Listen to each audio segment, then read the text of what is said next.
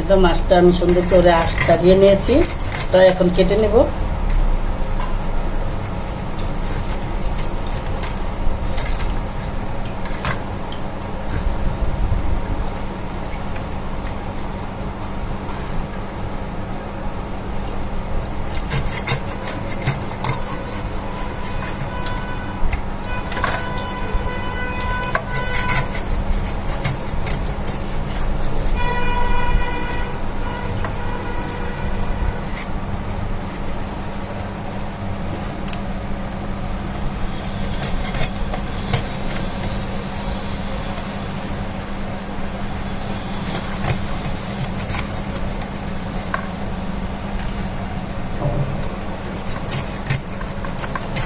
এই তো আমি মাছটি সুন্দর করে কেটে নিয়েছি,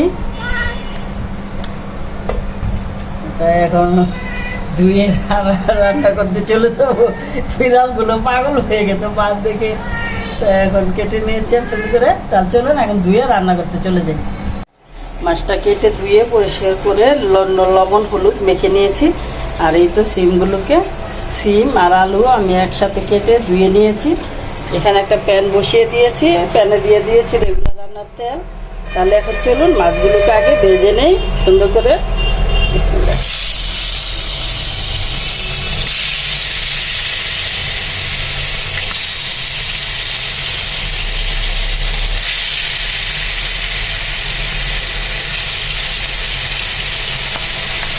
মাছগুলোকে সুন্দর করে আগে ভেজে নিব, তারপরে রান্নাটা বসিয়ে দেবো।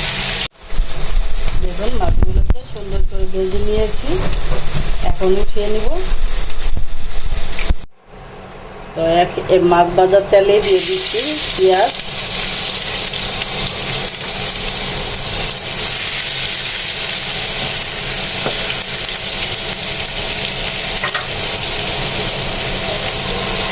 পেঁয়াজগুলো একটু সুন্দর করে ভেজে নিব।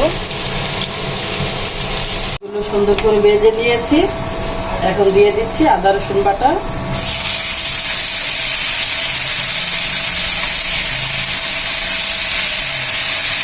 একটু পানি দিয়ে দিচ্ছি।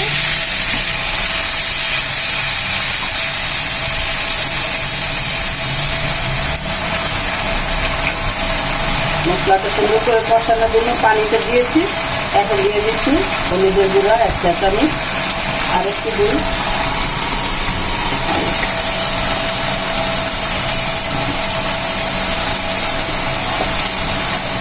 মরিচের গুঁড়া দিয়ে দিচ্ছি 1 চা চামচ,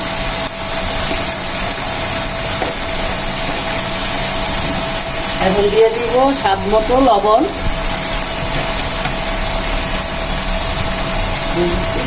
লবণ দিয়ে মশলাটাকে ভালো করে কষিয়ে দিব। আর সেই ইলিশ মাছের তরকারি আপনি যেভাবে রান্না করেন খেতে কিন্তু খুবই ভালো লাগে, কারণ ইলিশ মাছ মানেই একটি স্বাদের মাছ, যেই তরকারির সাথে দেন সেখানে সে মানিয়ে যায়। মশলাটা সুন্দর করে কষানো হয়েছে, দেখুন আমার মশলা থেকে তেল ছেড়ে দিয়েছে। তা এখন দিয়ে দিচ্ছি কেটে রাখা সিম আলু,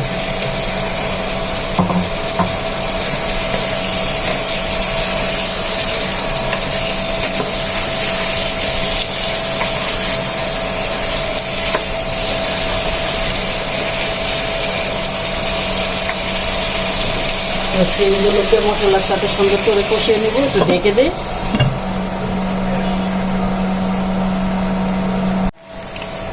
দেখুন মশলা সুন্দর করে সিম আর আলুগুলোকে আমি মশলার সাথে একটা ভালো করে কষিয়ে নিয়েছি। দেখুন আমার সিম অর্ধেক সিদ্ধ হয়ে গিয়েছে, এখন আমি দিয়ে দেবো পানি।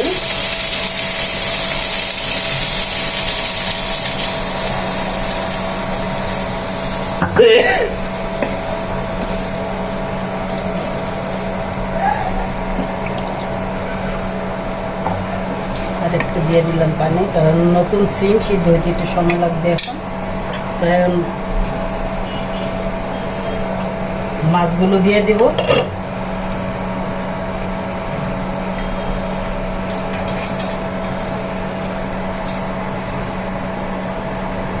আর দিয়ে দিচ্ছি কেটে রাখা টমেটো,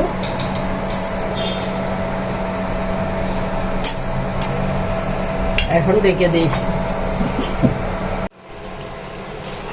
এটা রান্না হয়ে গিয়েছে। এখন ধনিয়া পাতা দিয়ে নামিয়ে নেব। দিয়ে দিচ্ছি ধনিয়া পাতা।